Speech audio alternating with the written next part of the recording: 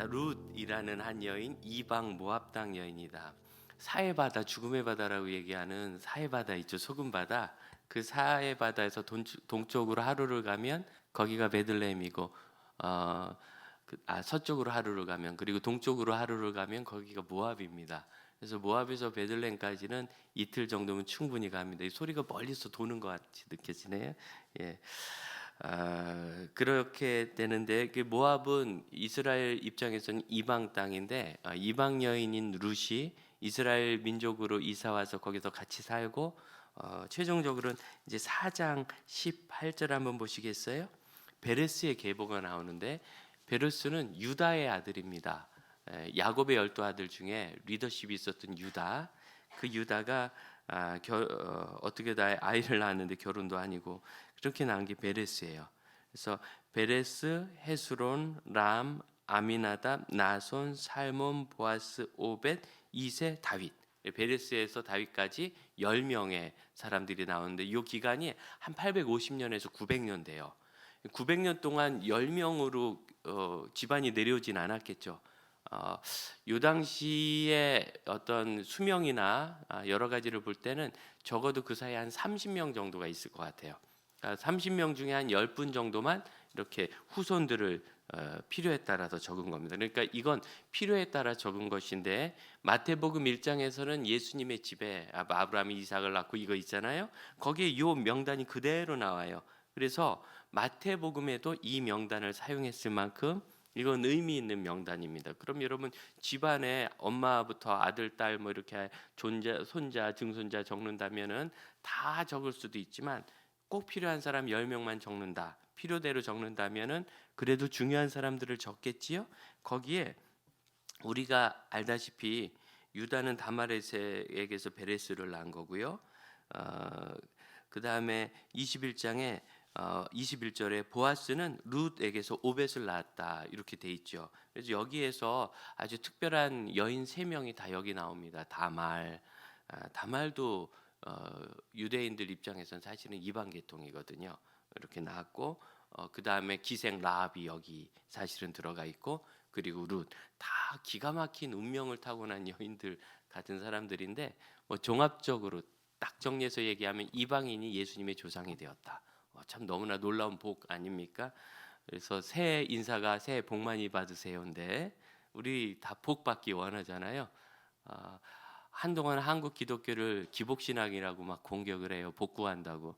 누가 그러나 그랬더니 공부 좀 한 기독교인들이 또 그래. 자기가 자기를 그렇게 욕하듯이. 하도 답답하니까 기복신학의 원조라고 비난을 좀 많이 받았던 고 조영규 목사님께서 입장을 그렇게 말씀하세요. 어느 집에 신방을 가도 너무 가난했고 너무 먹고 사는 게 힘들고, 여러분 대한민국 국민들이 하루 3끼 먹은 거 그렇게 오래된 거 아닙니다. 저 어렸을 때도 3끼 못 먹는 집 많았습니다. 네, 그래요.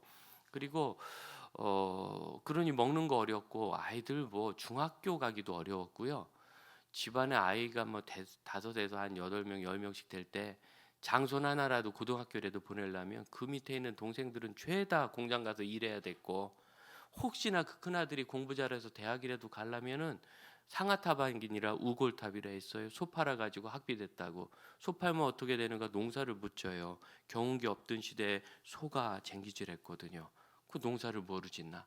그러니까 집을 다 들어먹고 대학을 간다. 그래서 우골탑이란 말이 참 우리나라의 슬픈 이야기고, 그만큼 한 사람이 대학 가면 이게 좋은 일이 아니었습니다. 저희 시골에서도 큰형이 대학 갔다 그러면 다 수근수근했어요. 나머지들은 큰일 났다 이러면서, 이거 몇 년 안 된 얘기입니다. 사실은 뭐 제가 6.25 때 사람도 아니고 얼마 안 됐는데 저희 동네도 그랬으니까. 그러니까 이렇게 너무너무 가난한 곳에 예수를 믿은 다음에 먹고 사는 게 해결돼야지. 그래서 하나님 예수 믿고 복 받게 하옵소서 이렇게 기도를 계속 하시고, 예수 믿고 복 받읍시다. 부흥회라도 열면 그 천막에 사람들 가득 모여서 하나님 먹고 사는 거 해결해 달라고, 아픈 애 고쳐 달라고. 아파도 병원도 못 갔잖아요. 우리 아프다고 병원 간 지 얼마 안 됐어요. 저 대학 다닐 때마다 병원 못 가고 약국 가서 약 지어 먹었습니다. 기억하시죠? 병원을 어떻게 가요? 그 큰 돈을. 사실은 병원비가 얼마인지도 몰라요. 가본 적이 없어서. 그랬죠. 그러던 시대니까 아프니 고쳐달라고, 먹고 살게 해달라고, 우리 아이들 공부시키게 해달라고 그렇게 울면서 기도한 거예요. 노후는 생각도 못했습니다. 그러다 보니까 이게 기복신앙이라고 욕을 먹는데 전혀 그렇지 않았다. 이해가 되지요. 다른 거 뭐가 더 필요하겠어요. 우선 예수 믿고 구원받은 다음에 일단 먹고 사는 거, 애들 공부하는 거 해결하고 세상에서 빛이 되는 거지 뭐. 그게 복이죠. 성경에 복된 사람들 많지 않습니까? 그래서 아브라함이 혈혈단신처럼 최소한의 인원으로 떠나서 큰 민족을 이루었다. 다윗이 목동이었는데 왕이 되었다. 예수님의 제자들은 별 볼 일 없는 어부 같은 사람들이었는데 사도가 되었다. 그리고 사도 바울은 예수님의 제자도 아니었는데 박해자가 예수 만나서 신약성경 13권 이상을 기록한 성경의 저자가 되었다. 그렇게 쓰임받았다. 선교사였다. 이게 다 복받은 사람들이잖아요. 그래서 우리가 다 복 받기를 원하고 나누기를 원하고. 그런데 중요한 건 이겁니다. 복 받기를 원하는 것보다 더 중요한 것은 그분들이 어떻게 해서 그 복을 받았는가, 이걸 생각해야 돼요. 아이들하고 이야기할 때 꿈이 뭐냐? 축구 선수요. 축구 선수라는 꿈이 얼마나 고단한 일인지는 몰라요. 영광만 보지, 월드컵에 나가가지고 인기 얻고 돈 얻는 것만 보지 얼마나 그런지. 의사가 되겠다는 초등학생이 많은데 수학을 그렇게 싫어하면 안 돼요. 의사는 수학은 그냥 거의 만점을 맞아야 일단은 뭐 시험이라도 봐볼 수 있는 겁니다. 수학 공부 열심히 해야 돼. 대가 없이 결과를 얻으려고 하고 과정 없이 결론을 보려고 하는 것, 결론만 보는 것, 복. 그럼 그 복으로 가는 과정, 성경이 낱낱이 보여주거든요. 중요한 요소가 있어요. 아브라함의 모든 삶을 보여주지 않아도, 다윗의 모든 삶을 보여주지 않아도 제일 중요한 거, 룻에게도 중요한 요소가 있었다는 거예요. 어떻게 해서 그가 그렇게 복된 민족이 되었는가? 그래서 우리는 룻기를 늘 방향성의 책이라고 말씀을 드립니다. 13절을 한번 보시면 13절, 룻의 시어머니 나오미가 자기 남편 엘리멜렉과 함께 말리온 기른 두 아들을 데리고 이스라엘 가나안 땅에 가뭄이 드니까 모압 지역에 좀 먹고 살라고 가봤어요. 그런데 어쩌다가 자기 남편이 죽고 두 아들 장가 보냈는데 두 아들도 다 죽어서 그 손자도 없고, 그래서 세 여인만 그 집안에 남게 되었어요. 고대 시대에는 남자들이 사고로 뭐 이렇게 저렇게 죽는 일이 많았습니다. 왜 제주도에 갔더니 남자를 왕발이라 부르더라고요. 모르시죠? 제주도 방언 그 나라 별명으로 왕발이라 불러요. 그냥 이 남자는 그냥 집에 안에 있어만 주면 좋겠다. 배 타고 나서 하도 많이 죽으니까 뭐 그런 이야기 들었잖아요. 근데 그게 한 섬에 국한된 얘기가 아니라 뭐 지금 얘기는 아니죠. 옛날 사고 많을 때 얘기지. 이 시대는 그냥 모든 곳에서 남성들 숫자가 적었고, 그러다 보니까 남자 숫자가 적은 곳에서 여인들이 농경 목축사에서 살기가 어려우니까 여인들의 삶은 결국 중혼을 통해서, 심할 때는요 남성과 여성의 비율이 1대 3이었던 때도 있었대요. 비율이 1대 3이지 그거는 정말 말도 못할 일입니다. 그래서 지금도 내전이 있는 아프리카 국가에 가면 좀 재정 형편이 되는 추장들은 부인이 10명씩 있는 곳도 있어요. 남자가 적고. 그래서 가난하면 그냥 한 여인 이렇게 잘 돌보고 형편이 되면 아내를 많이 얻고 손주도 아들 딸 많이 나면서 많은 아내와 살아요. 그게 좋은 게 아닙니다. 어떤 남자가 좋겠다 그랬다는데 뭐 하나는 줬수 이렇게 물어보고 싶어요. 참 하나도 힘든데 어떻게 열을. 그렇죠. 그래서 이게 그 시대의 삶이지 지금 그걸 가지고 여기도 적용하고 그러면 안 되는 겁니다. 이렇게 만나서 그들이 다시 고향으로 돌아오게 되는데, 시어머니가 하나님께서 이스라엘 민족들에게 먹을 것을 주셨다는 이야기를 듣고 고향으로 돌아가자 두 며느리가 어머니를 따라옵니다. 그래서 거기서 되돌려 보냅니다. 13절이 바로 돌려보내는 일인데, 남편이 없이 지낼 때 아이가 이 형수를 또는 자기 형제의 아내를 결혼을 하는 건 아니고 아내로 임시로 맞아서 형의 이름으로 아이를 낳게 해줘 그 집안 대가 이어지게 하는 것, 이걸 이제 계대혼이라고 하는데 이게 지금도 있는 문화입니다. 지금도 있고 저런 미개척 지역에 가면 실제로 그렇고 거꾸로도 있어요. 여인 한 명이 남자 여럿을 이렇게 있는 그런 경우도 있어요. 그렇게 되고 그게 원래 좋은 건 아니지만 이 세상이 악하고 결국 사람들이 다 죄를 지어서 이런 거 아니겠습니까? 그러니 어쩔 수 없는 상황이었지요. 그런 상황에서 도저히 나는 너희들에게 또 남편을 줄 수 없으니까 돌아가라.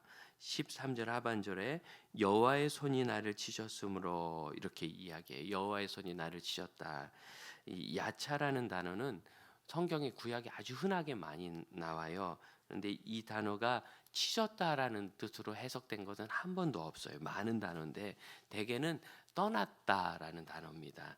영어 성경을 보아도 대개 여호와의 손이 나를 반대하여 떠났다. 나와 반대로 되돌아가셨다. 이렇게 적어요. 그래서 이거는 치셨다는 번역은 그런 의미는 있지만 해석은 될지언정 번역으로는 정말 적합하지 않은 것 같습니다. 우리가 무슨 뜻인지를 모르는 거예요. 그러니까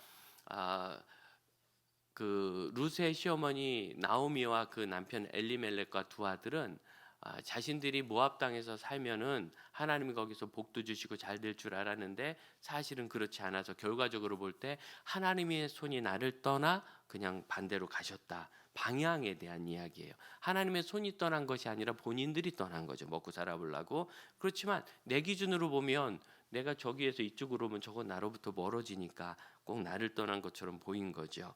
그렇게 해서 그 방향이 나와요. 1장 6절 보시겠어요? 그 여인이 모압 지방에서 여호와께서 자기 백성을 돌보시사. 이 돌보다라는 단어, 이 단어는 신방하다는 뜻입니다. 방문하셨다는 단어예요. 그 방향이죠. 지금 하나님의 방향은 나를 떠나서 유대 땅 방향, 자기 백성 방향으로 가신 겁니다. 1장 8절 보실까요? 1장 8절. 그래서 너희는 너희 어머니의 집으로 돌아가라. 이 두 딸들이 나오미를 따라 며느리들이 나오미를 따라오다가 다시 되돌아가라. 반대 방향이죠. 방향을 보여줘요. 14절 보시겠어요? 그들이 소리를 높여 울더니 오르바는 그의 시어머니의 입 맞추되, 입 맞추는 건 떠났다는 얘기예요. 그래서 반대 방향으로 갔어요. 자, 그럼 정리해 보죠. 모압 땅에 있을 때 지금 하나님은 어느 방향에 있어요? 이스라엘 땅 방향에 있어요. 베들레헴 쪽에. 그런데 나오미와 두 며느리가 그 방향으로 가다가 한 여자는 그 반대 방향으로 되돌아갔고, 그 다음에 14절 마지막 룻은 그를 붙쫓았더라. 여러분 어디 갈 때 붙쫓아 이런 단어 쓰세요? 고어죠. 안 씁니다. 우리나라도 고어에서 잘 안 썼고 오래전에 소학이라는 중국 예법서가 있는데 이게 한자 글이니까 이것을 쉬운 한글로 번역한 것, 그게 소학 언해인데 소학 언해에 보면 중요한 말을 들으면 꼭 그 말을 따라라 할 때 붙쫓는다는 단어를 썼어요. 거기서 온 말이라 합니다. 그래서 하나님을 꼭 붙잡고 가듯이 그냥 이제 붙어서 딱 따라갔다 그런 뜻입니다. 따라갔다. 정리해서 룻과 나오미는 결국 하나님이 가신 방향으로 간 거고 큰 며느리 오르바는 자기 고향으로 되돌아간 거예요. 방향은. 그래서 룻은 방향성에 관한 그런 책입니다. 여러분 하나님께 복 받는 방법은 하나님의 눈이 어디를 향하시며 하나님의 뜻이 어디 있는가를 살펴서 그 방향으로 끝까지 가는 거예요. 가는 동안은 결과가 안 나옵니다. 목적지가 가는 동안에 나오면 목적지가 아니죠. 가는 동안은 과정이고 끝까지 가면 결과가 반드시 나옵니다. 우리의 삶은 하나님께서 그 정도 은혜는 주세요. 저는 그걸 그 정도 은혜라 하는데 해도 안 돼요. 더하면 돼요. 더했는데 안 돼요. 끝까지 하면 돼요. 반드시 되는데 우리는 가다가 결과가 보이지 않는다고 자꾸 멈춥니다. 이렇게 해서 룻이 계속 어머니를 따를 때 그 일을 보아스는 뭐라고 얘기하느냐면 2장 11절 한번 보겠어요. 2장 11절. 보아스가 그에게 대답하여 이르되 내 남편이 죽은으로 내가 시어머니에게 행한 모든 것 내 부모와 고국을 떠나 절에 알지 못하는 백성에게로 온 일이 내게 분명히 알려졌느니라. 12절을 우리가 같이 한번 읽어보겠습니다. 시작. 여호와께서 내가 행한 일에 보답하시기를 원하며 이스라엘 하나님 여호와께서 그의 날개 아래에 보호받기로 온 내게 온전한 상 주시기를 원하노라. 아멘. 룻이 한 일은 어떤 결과가 됐느냐면 하나님이 가신 방향으로 갔을 때 첫째로 내가 행한 일에 보답하시기를 원한다. 룻이 행한 일은 뭔가? 11절 앞에 있죠. 내 남편이 죽은 후로 내가 시어머니에게 행한 모든 것. 시어머니를 이렇게 먹고 사시게 하려고 그가 애쓴 거. 이걸 알고 두 번째 이스라엘 하나님 여호와께서 그의 날개 아래 보호받으러 온 그의 날개 아래 보호받으러 온 게 무엇인가? 11절 하반절 보면 내 부모와 고국을 떠나 전에 알지 못하던 백성들에게 온 일이라고 적고 있어요. 그래서 룻이 행한 것은 시어머니를 끝까지 돌본 것이고 여호와의 날개 아래로 온 건 뭐냐면 자기 고국, 자기 백성, 곧 자신들의 신이죠. 나오미가 룻에게 오르바에게 너희들은 너희 백성과 너희의 신에게로 돌아가라 이렇게 말해요. 그러자 룻이 말하지 않습니까? 어머니 백성이 내 백성이 어머니 하나님이 내 하나님 됩니다. 처음에는 먹고 살려고 시작한 일인데 어느덧 그들이 하나님을 붙잡는 것으로 바뀐 거예요.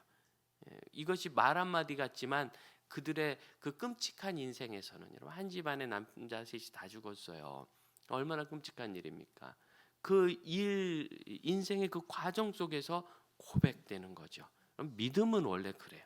믿음은 복 좀 받아보자고, 먹고 살아보자고, 의사가 못 고친다는 병도 좀 고쳐보자고, 우리 가정의 문제 좀 해결해보자고, 내 마음의 짐을 좀 덜어보자고 그렇게 시작했는데 어느덧 그러다가 하나님을 만나고 하나님을 만나니 이제 그런 문제는 해결이 안 돼도 저는 하나님을 붙잡습니다. 붙잡는 거죠. 그렇게 붙잡더니 어느덧 내 삶의 문제도 떠나가는 것. 여러분 이게 믿음입니다. 누가 처음부터 고결한 성경의 진리에 따라 우리는 죄인인데 뭐 이러면서 하나님께서 나를 구원하시고 우린 빛의 삶을 살아야 되고 이런 도덕적이고 철학적인 명제로 누가 하나님께 나오겠어요? 뭐 그런 분도 드물게는 있지만 대개 우리 주위에는 없어요.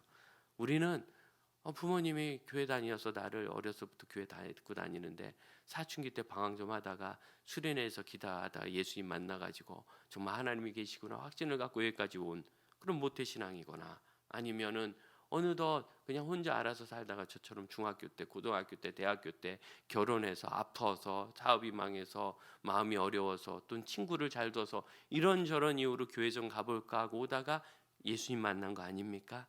이렇게 해서 믿음이 생기면 그 다음부터 어느 순간 바뀌는 거예요. 그 다음부터는 하나님이 중심이 되고 내 삶의 문제는 거기에 종속되어 해결되어 가는 겁니다. 그럼 이것이 믿음입니다. 이런 믿음의 변화가 있으시기를 축복합니다.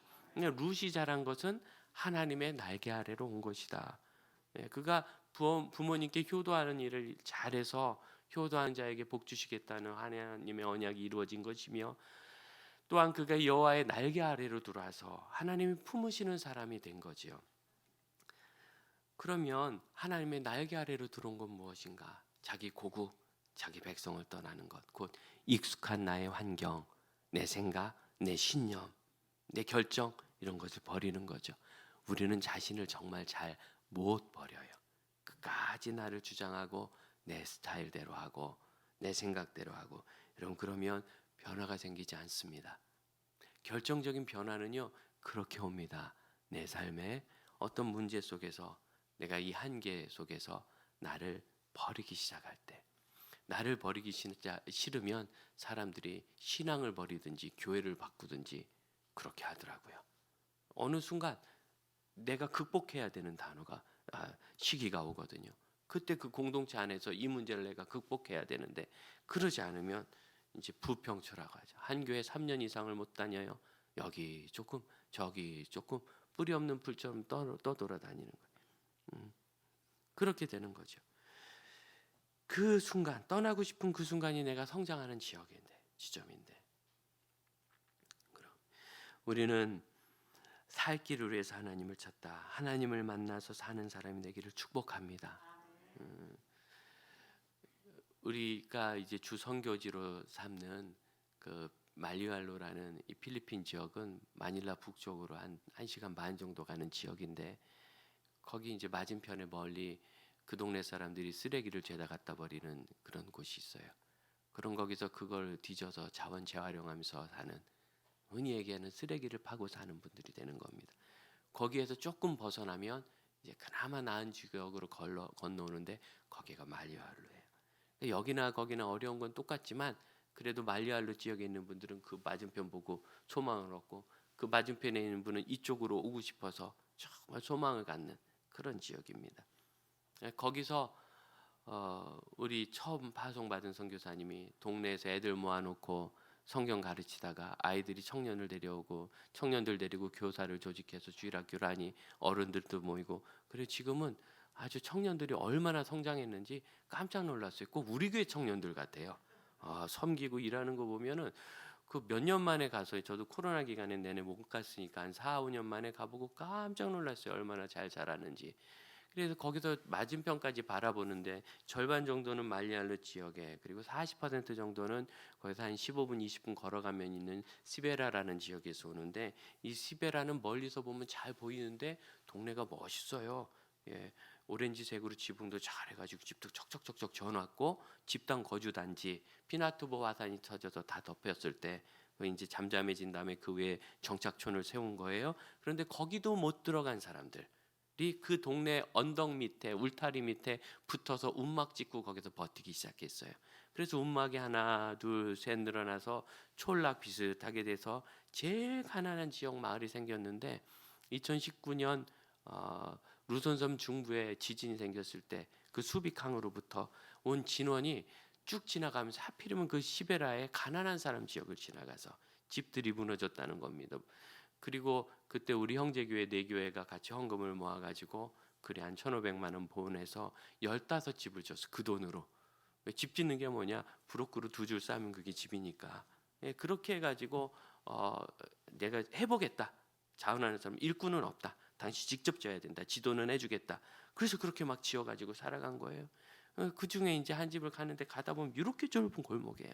얼마나 또 동네도 지저분하고 무서운지 뭐 아주 처음 가신 우리 선교 팀원들이 아주 기겁을 할 만큼 그렇게 지저분해. 근데 저는 익숙한데 저도 어렸을 때 살 때 우리 동네 그렇게 지저분했거든요. 쓰레기 다 갖다 버리고, 들어가는 입구에 소집, 뒷집으로 나올 때 돼지집, 언덕 위에는 토끼집, 닭장 다 그렇게 있고 그렇게 살았어요. 우리 다 그렇게 살았잖아요. 옛날 얘기처럼 너무나 까마득하지만 그래봐야 50년 전 얘기밖에 안 돼요. 그래서 저는 가면서 나 어렸을 때 살던 데랑 너무 똑같다 그러면서 갔는데 기겁하시더라고요. 거기 청년 하나가 소방 공무원이 됐어요. 소방대원은 교사의 월급 3배 정도를 받는답니다. 우리 얼마나 훌륭해요. 그 집을 지은 그 청년이에요. 그러면서 식구를 수없이 거기서 한 사람이 살면 거긴 다 얹혀 삽니다. 수없이 살아요. 그 동생도 이번에 합격했대요. 그래서 형제가 다 소방 공무원이 됐어요. 그 가난한 지역에서 온 그 단밖에서 어쩔 수 없이 살았던 거기 있는 여자애 하나는 중학교 다니다 때려쳤는데, 우리 장로님이 선교 나오기 직전에 거기서 장로님 한 분이 한국 은퇴하고 거기 가셔서 기업을 이렇게 하시면서 현지인들을 고용을 해가지고 잘 가르치려고 했어요. 이걸 비즈니스 애스 미션 뱀이라고 하는데, 그러니까 이분은 복음을 전하는 것을 하는 게 아니라 그건 선교사님들과 함께하고 그냥 사업체를 잘 운영을 하는 거예요. 그러면서 그 안에서 아이들을 가르치는데 한 3년 이 아이가 격리직으로 들어가가지고 하다 때려치고 그럼 또 달래고 뭐 실수하면 또 가르치고 한 번도 소리를 안 지고 그건 아니야.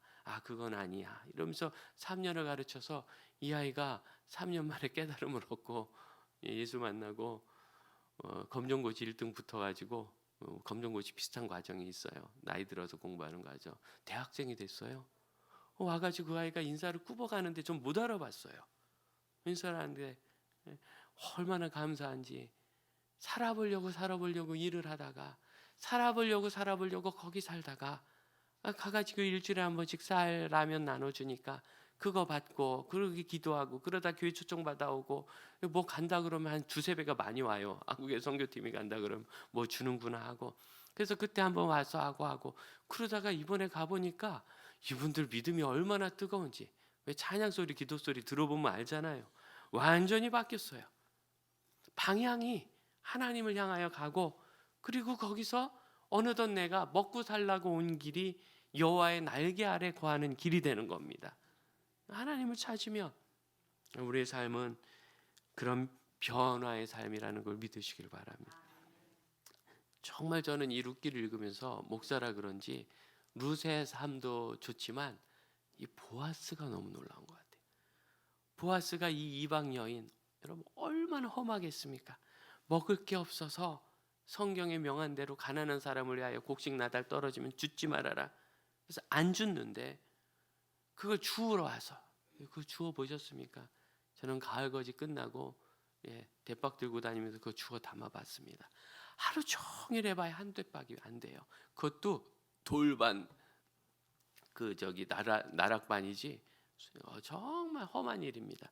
그걸 주워서 어떻게 먹고 살지.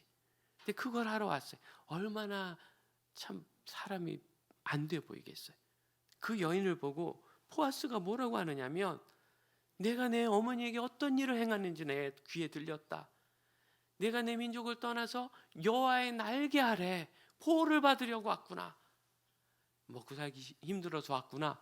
이렇게 말할 만한데, 좀 못된 말, 이런 말이 있어요. 당신이 그렇게 가난했으니까 여기 와서 여호와 만났지. 아주 못된 말이에요.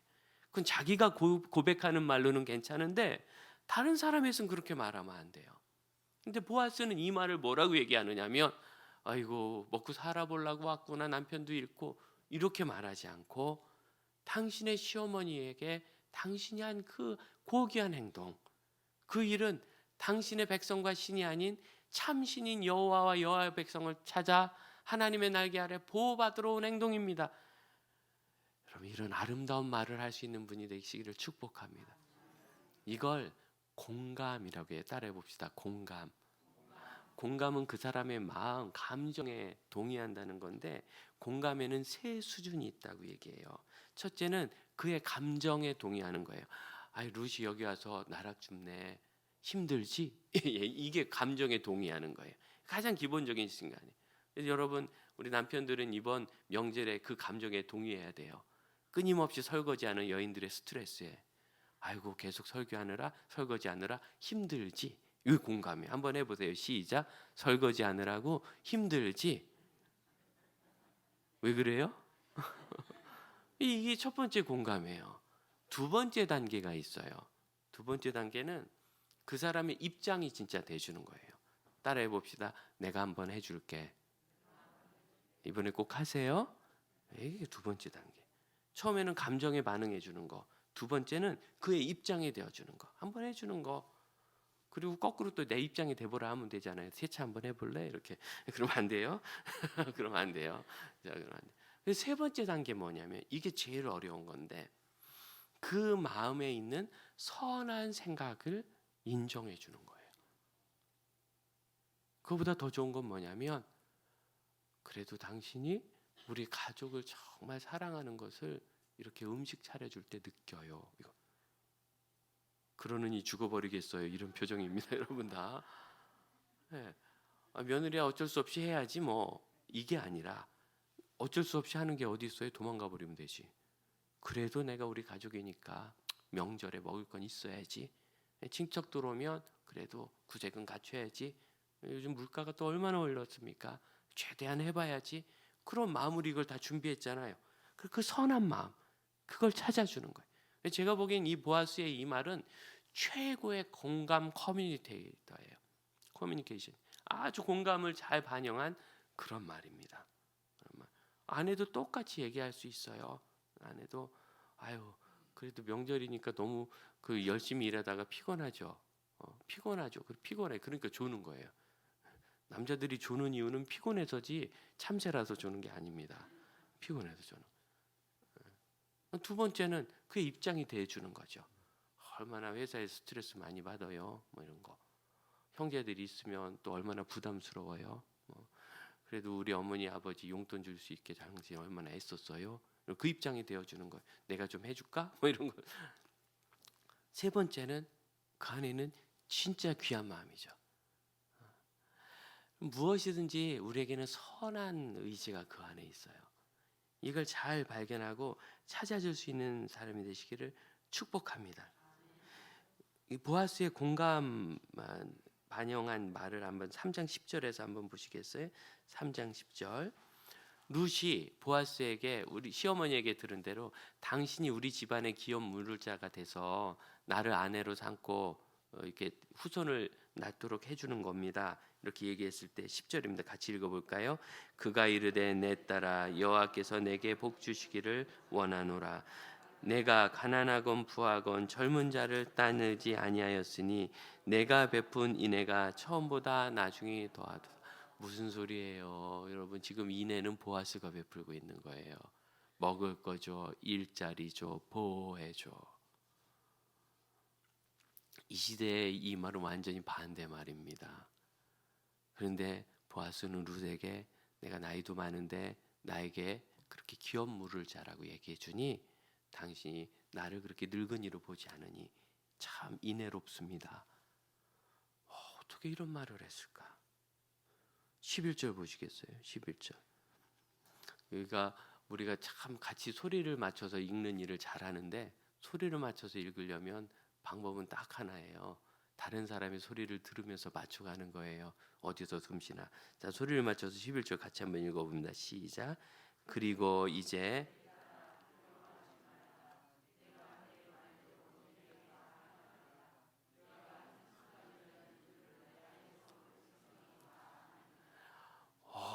네가 말한 대로 내가 다 할 텐데 네가 현숙한 여자다.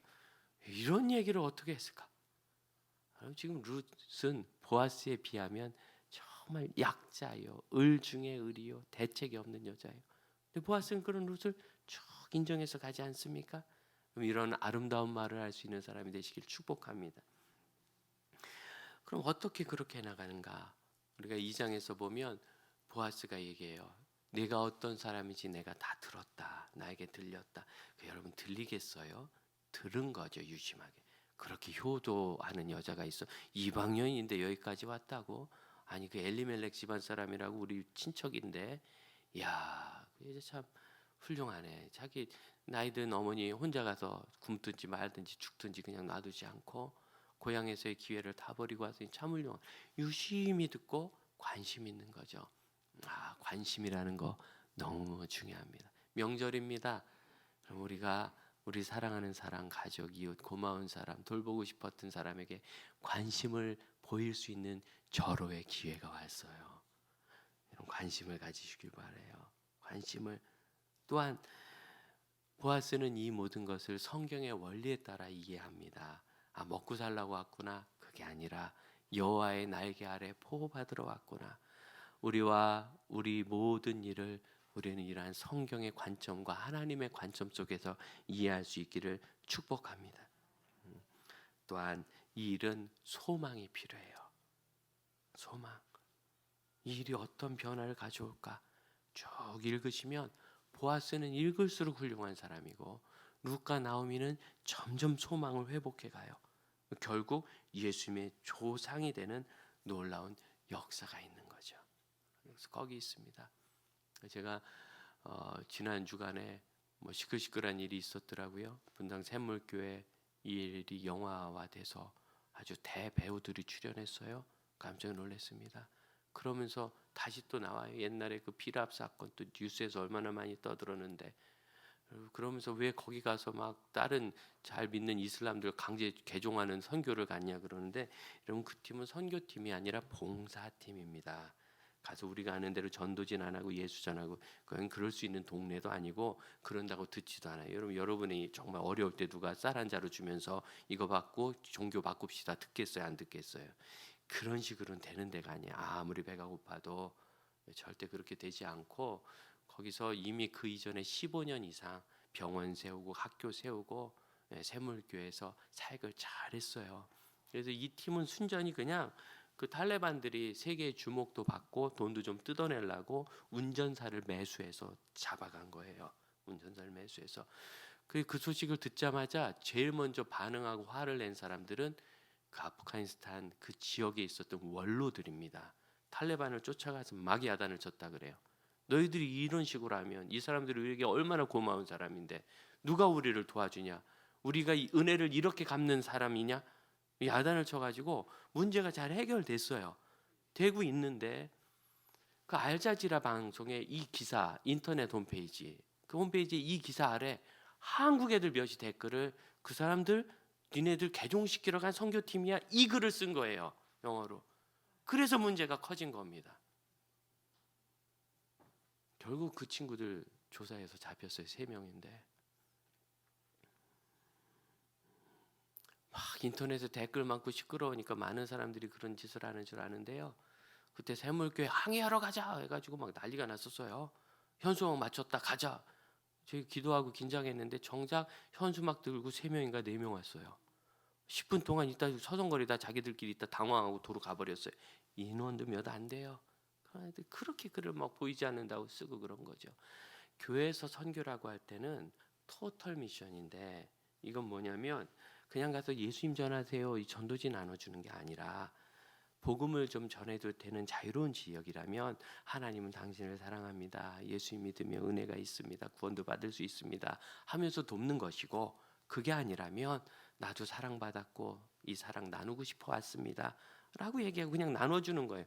그러다 그중에 이제 좀 생각 있는 사람이 어째 여기 와서 이래요? 하고 물어보면 그때 나도 하나님 믿고 은혜 받고 구원 받았고 이럽니다. 누구든지 하나님은 자기를 믿으면 구원해 주십니다. 이렇게 설명해 나가기 시작하는 거지 가서 예수 믿을 때 그런 거 안 해요. 그런 팀도 아니고 다만 교회에서 하는데 봉사팀 뭘 세상이 봉사 말만 그렇지 얼마나 봉사한다고. 교회가 그래도 봉사하고 나누고 구제하고 한국 사회에 나눔과 섬김 70% 이상을 우리 개혁교회가 캐톨릭도 아니고 개혁교회가 감당하고 있어요. 민간 봉사에 원래 우리는 그런 존재니까 섬기러 간 거죠. 여러분 이런 일들은 결국은 살 길을 찾다가 여호와의 날개 아래로 들어가게 된다는 그것이 그의 진정한 살 길이라는 성경의 원리를 따르는 일인 것을 믿으시기를 바랍니다. 그리고 오늘 우리가 어떤 경우에도 우리는 하나님 앞에 나갈 때 그런 선한 뜻이 우리 안에 있고 그리고 그 뜻을 가지고 우리도 나간다는 것을 기억합시다. 우리 같이 찬양 부를까요? 찬양 부르고 기도할 것인데 언제든지 이 명절에 하나님의 날개 그늘 아래 아름답게 가신 형제 자매들 되시길 축복합니다.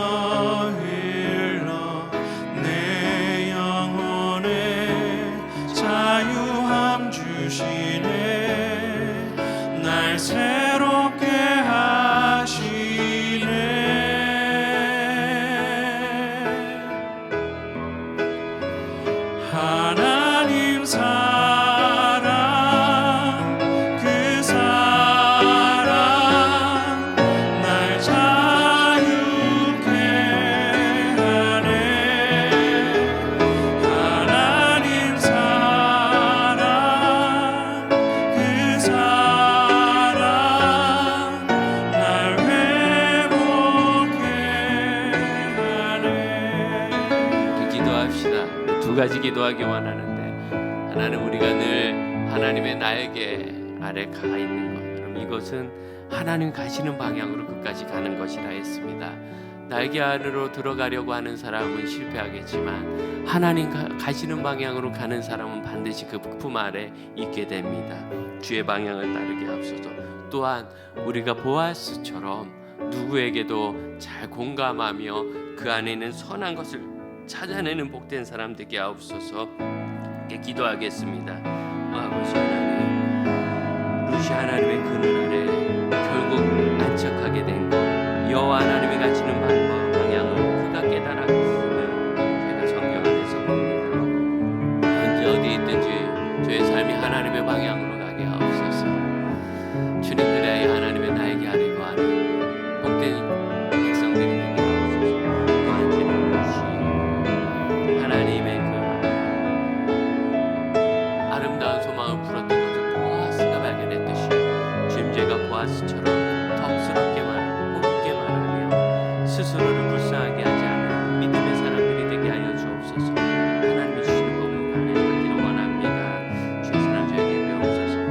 자리에서 일어나 찬양합시다. 끝이 없는 주의 사랑 강물되어 흘러 흘러 끝이 없는 주의 사랑 강물되어 흘러 흘러 내 영혼에 자유함 주시네. 날 새롭게 하시네.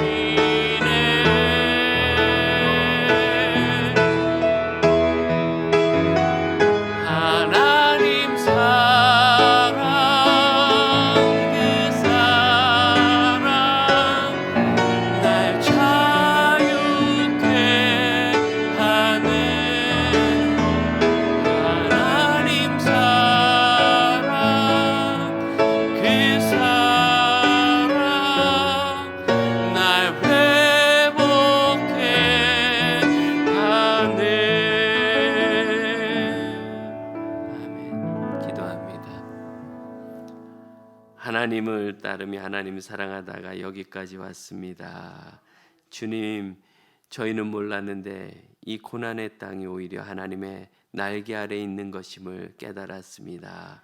언제든지 여호와의 눈과 손발이 향하는 곳을 저희가 찾게 하시고 거기서 주의 마음으로 보아스처럼 섬겨 하나님의 사람을 얻게 하시며 또한 하나님이 주신 영혼들을 힘있게 하는 빛으로 소금으로 자기의 처소에서 가정과 직장에서 그리고 교회와 선교지에서 살아가게 하여 주옵소서.